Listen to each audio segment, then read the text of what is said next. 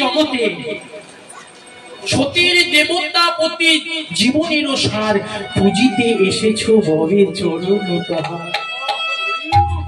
একটা কথা বলে যাই, খুবই গভীর কথা, অনেক ভিতরের কথা।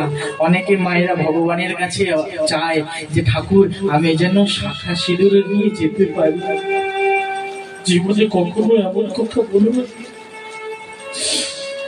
নারী জীবনের সেবা, চলনে ভগ্নী, ভজনে জননী, শয়নে রমণী, আর বার্ধক্যকালে দাসী। এই কটা তো করে দিলে, বৃদ্ধকালে যদি তুমি ওই শাখা সিঁদুর সঙ্গে নিয়ে চলে যাও, স্বামী যদি ওই বিছনা শয্যা হয়ে যায়, বিছনায় মলমূত্র ত্যাগ করে, ওই যে দাসী একটা সেবা হয়ে গেছে, ওটা করবে কে? তোমার স্বামী। তুমি যদি এই কর্মটা করতে পারো তবেই তোমাদের স্বামী স্ত্রীর 7 জন্ম পূর্ণ হবে, তবে তুমি পরজন্মে সেই স্বামীকে আবার প্রতিরূপে তুমি পেতে পারবে। ভগবানের কাছে একটা কথা চাইবে বাবা, একটা জিনিস, ঠাকুর বেশি কিছু চাইবে। বৃদ্ধকালে বয়সকালে যেন আমি যেন স্বামীর কাছে থেকে তার মরণাপন্ন অবস্থায় তার কাঁধে যেন আমি একটু কৃষ্ণ নাম যেন স্মরিত।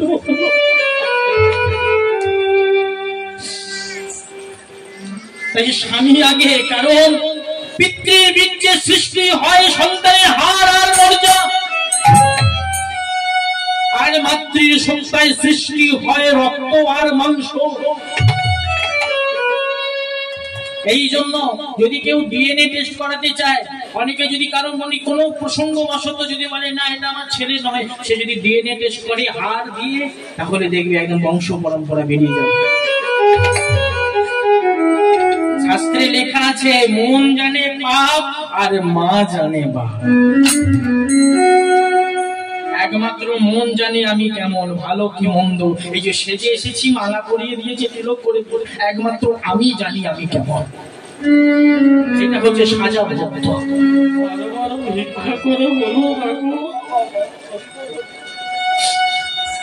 আমি তো জানি আজ এমন একটা ঘটনা ঘটবে, আমি জানি। আপনি জানতে বলে আমি জানতাম আজকে কিছু একটা ঘটতে চলেছে, আর আজকে ভিক্ষা করা হলো না। আমি আড়াল থেকে সমস্ত কথা শুনেছি।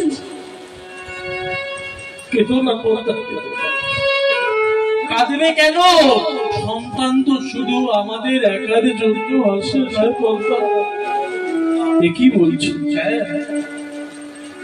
জানো পদ্মা, তোমাকে না আমি একটা কথা বলবো করে বলতে পারি। কি কথা? আমি জানি না, আমি এই কথাটা গোপন করে রেখেছি, কারণ তুমি তো মা হয়ে কখনো এমন সন্তানের কথা শুনতে পারবে না। কি কথা জানি, আপনি কৃপা করে বলুন কি কথা লুকিয়েছে। তবে ওর যখন জন্ম হয়েছিল আমি ওর কুষ্টি করেছিলাম। ওর কুষ্টিতে কি লেখা আছে জানো? ওর কুষ্টিতে লেখা আছে ওর জন্মের 12 বছর পর আমাদের সকলকে ছেড়ে কাঁদিয়ে চলে যাবে।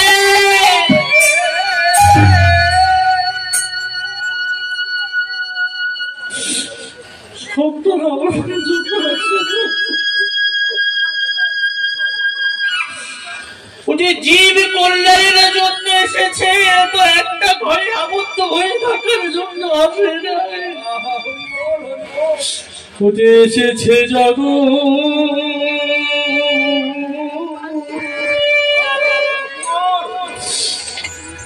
তরাবে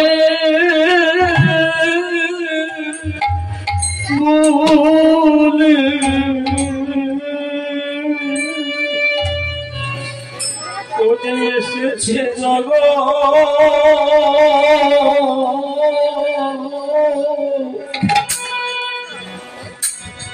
এসেছে জগৎ তরাবে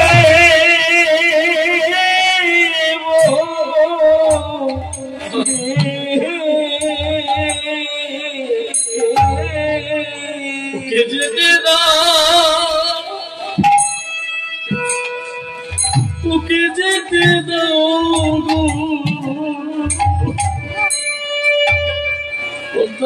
এসেছে জগৎ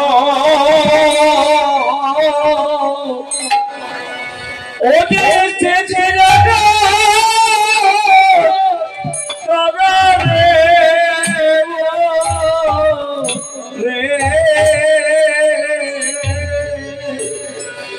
ওকে যেতে দাও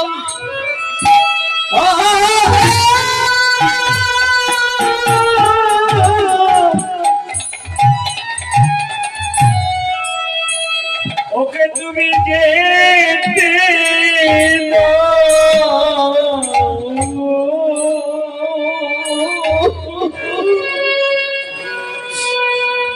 এসেছে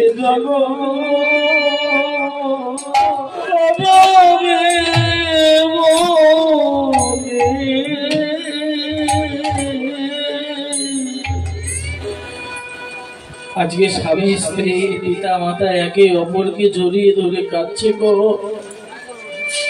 এদিকে ছোট্ট কুবের এক পাশে দাঁড়িয়ে দাঁড়িয়ে এতক্ষণ সমস্ত কথা শুনছিলি, তার পিতা মাতাকে কাঁদতে দেখে আর নিজেকে ধরে রাখতে পারলেন না, চিৎকার করে বলে ওঠে, না সন্ন্যাসী বাবা,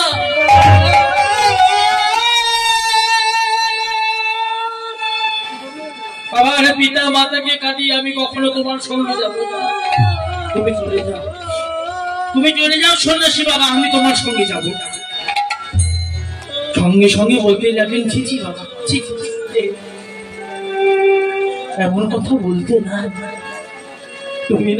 তুমি না প্রত্যেক দিন মায়ের পাশে বসে রামায়ণ পাঠ শ্রবণ করো। রামায়ণে কি লেখা আছে জানো?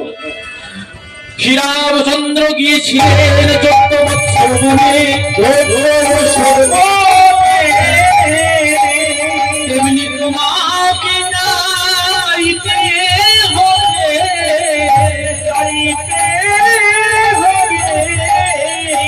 শ্রীকৃষ্ণ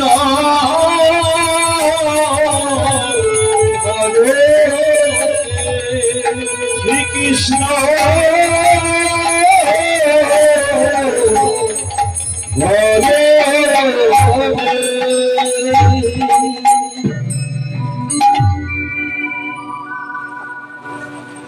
পিতার মুখে এই কথা শ্রবণ করে কুবের সঙ্গে সঙ্গে তার মায়ের চরণে আছড়ে পড়লেন।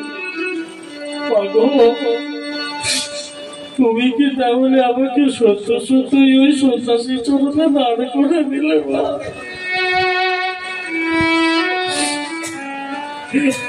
আমি যে তোমায় ছাড়া থাকতে পারবো না মা,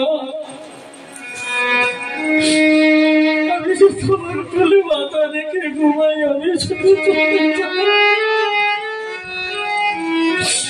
আর আমি তোমার মুখটা দেখতে পাবো না।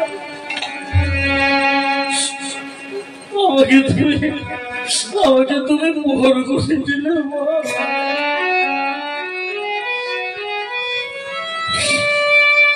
পিতা রামচন্দ্র তো শুধু 14 বছর বনে গিয়েছিলেন পিতৃসত্য পালনের জন্য। ভক্তমন্ডলী মায়েরা এখানে কথাটা মন দিয়ে আস্বাদন করত। আজ কুবের কেঁদে কেঁদে বলছে, রামচন্দ্র 14 বছর গিয়েছিলেন পিতৃসত্য পালনের জন্য, কিন্তু আবার সে ফিরে এসেছিল। কিন্তু তুমি যে আমাকে জন্ম জন্মান্তরের জন্য একা করে দিলে, আমি ওই তো আর কোনোদিনও তোমাদেরকে দেখতে পারবো না।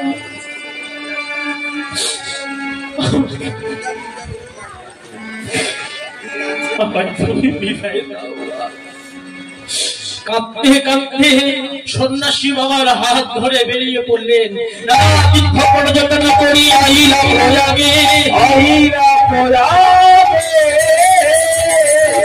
মাত্র কৃষ্ণ মন্ত্র দিলাম কুবেরের কর্ণমূলে, আগে কর্ণমূলে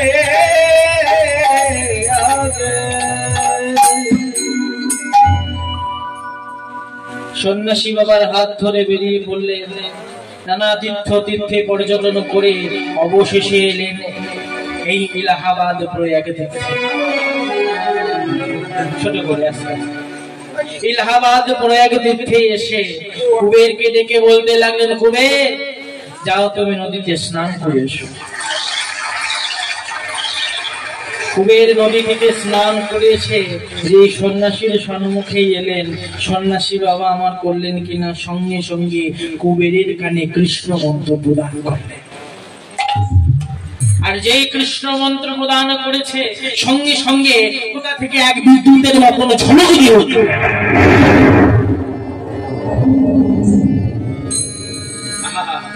কি হলো গো? ওটা রঙে অঙ্গে মিলালো,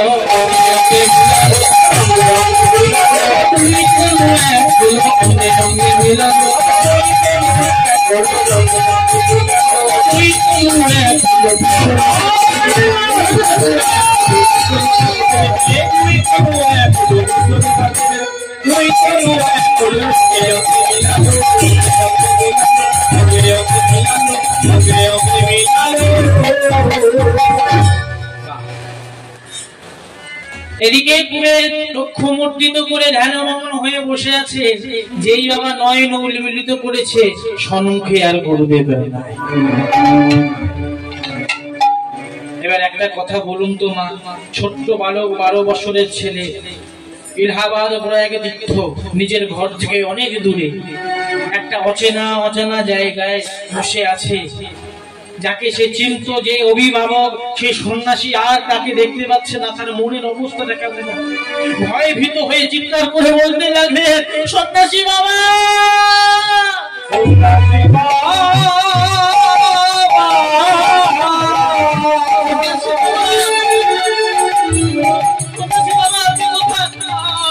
আমি আপনাকে দেখতে পাচ্ছি না, কিন্তু সন্ন্যাসী বাবা কৃপা করে একবারে দেখা দিন। ঠিক এমন সময় বাবা দৈববাণী হলো।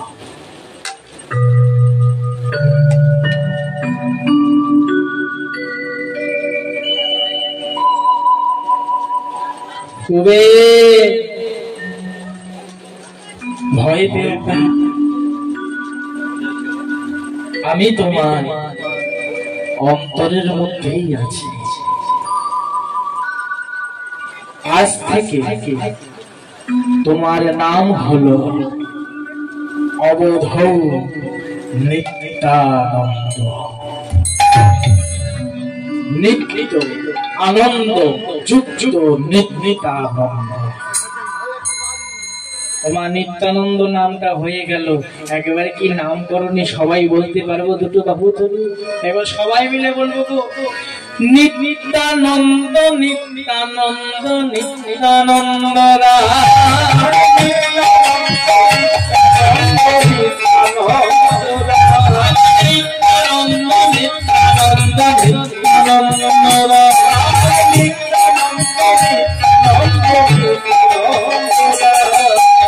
অভিমান শুনতে তাই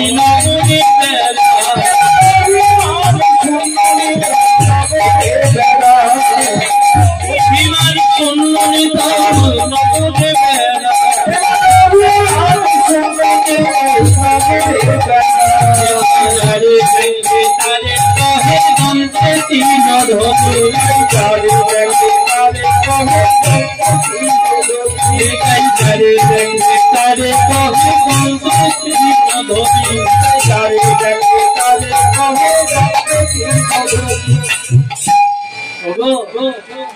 আমার কি নিয়ে বলো গো, আমার কি নিয়ে বলে